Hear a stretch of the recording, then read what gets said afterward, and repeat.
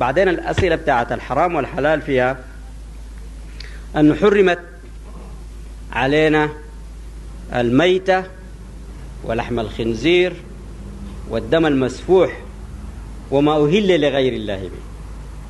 ما أهل لغير الله به يعني اللي ما قالوا الله أكبر، ذبحوا على الصنم، ده حرم. المسألة في الميتة والدم ولحم الخنزير، الحرمة جاءت من أنه الإنسان كأنما الإنسان نقطة التقاء الأرض والسماء. الإنسان نبت من الأرض نبات ونزلت عليه عوامل السماء في نبته ده، زي ما الشجرة دي هي تفاعل بين الأشياء والعناصر الموجودة في الوجود كله. لولا ضوء الشمس والهواء الحرارة، لولا التربة والموية، الشجرة ما بتقوم. العوامل العلوية والعوامل السفلية اجتمعت في الشجرة، هي كذلك اجتمعت في الإنسان. الإنسان حيوان وملك، أو قول جسد وعقل. العقل ده كأنما جاي من فوق، والنفس أو الجسد نبت زي ما ينبت الحيوان ده.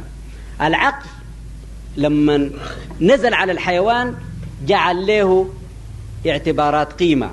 يعني الحيوان كان نبت من الأرض مسترسل في الأرض ورا شهواته، لما جاء العقل ده قام خطط للشهوة، قال دي حرام، دي شهوة حرام سيبوها، دي شهوة حلال خذوا منها ما أحببتم. جاء حكم العقل. حكم العقل ده كأنما سايقنا من تسفلنا للأرض لأعلى، كأنما العقل ربنا أرسله لنا ليسوقنا له، ودي حقيقة كده. نحن بعقولنا ماشيين لله الله. الحيوان مستسفل في الأرض ومستمر،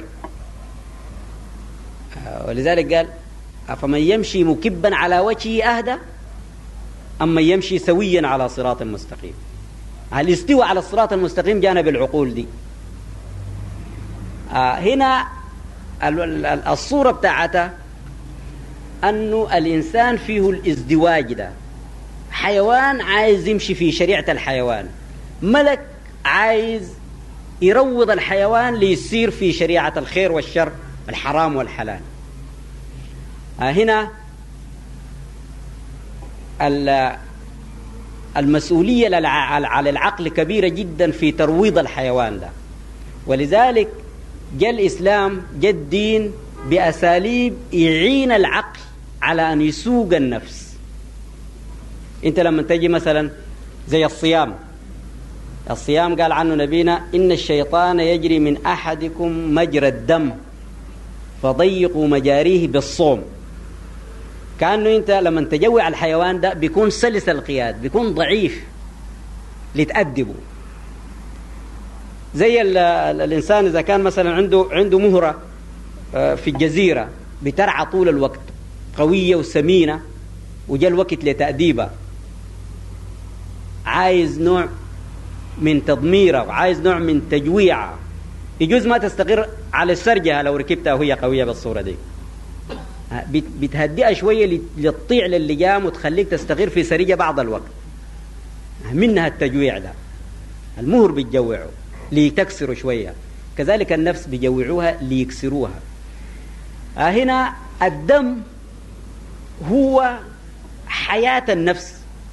الدم في الجسد ده حياة النفس، الدم المسفوح. ولذلك قال مش الدم الجامد، مثلا الكبدة والدمام دم لكن ما محرم. الدم المسفوح هو حياة النفس. وفي الحقيقة السائل اللي بياخذ الدم والتنقية اللي فيه ليغذي خلايا الجسد كلها، فالدم حياة النفس. إذا كان النفس دي مستفلة على الأرض، يبقى منعوها من أن تزيد بأن تضيف على نفسها قيمة مستفلة زيادة اللي هي النفس الأخرى الدم، عشان تكون مترفعة. فقالوا الدم لازم يسفح. لما يخرج الدم من اللحم بقى أقرب لأن يكون غذاء ما فيه العواقب الوخيمة اللي في الدم.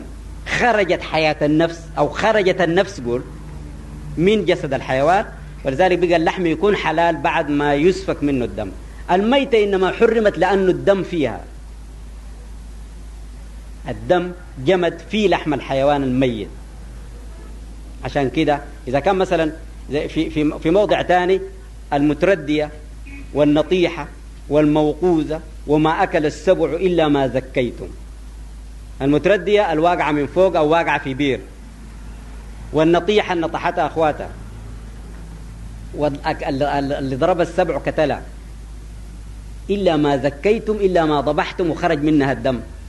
لكن إذا كانت ماتت بدمها حرمة الدم تجعل الميت حرام.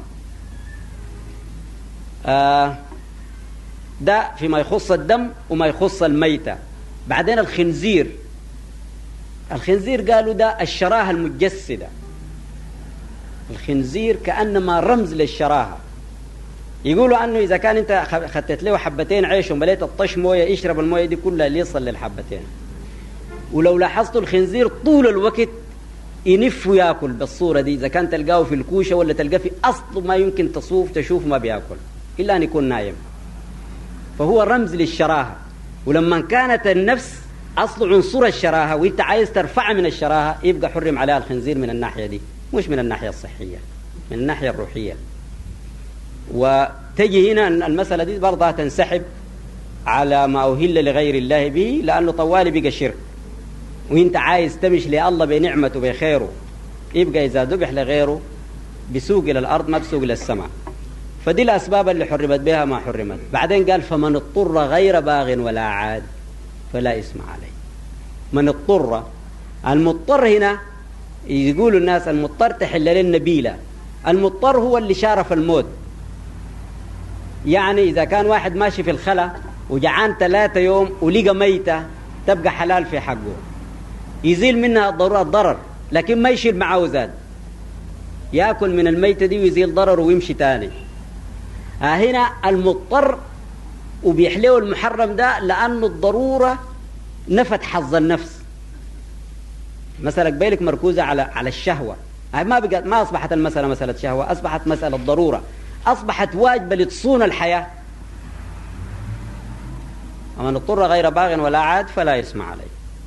دي أفتكر بعض الأسرار اللي كان بها تحريم ما حرم من المحرمات.